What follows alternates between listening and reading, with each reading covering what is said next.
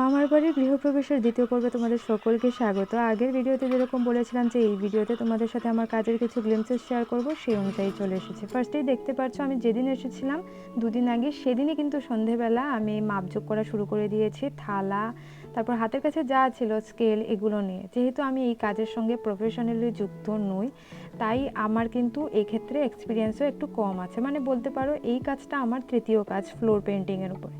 তো আমাকে কেউ বলেও নি কাজ করার জন্য। আমি জাস্ট চেয়েছিলাম যেহেতু মানুষজন নিমন্ত্রিত আছে, পুজো হবে, তো গৃহপ্রবেশের এই নতুন ঘরটার এন্ট্রান্স যদি আরেকটু সুন্দর বানানো যায়।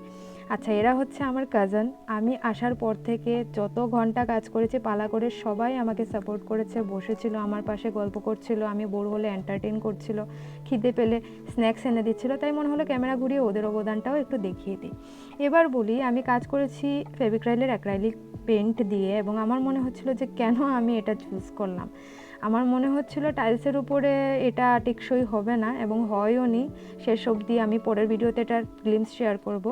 এবং এখানে দেখতে পাচ্ছ আমি সেকেন্ড দরজায় পরের দিন এসে যাই, এবং ফুলের দাদারা এসে কাজ করছিল, ফুল সাজাচ্ছিল।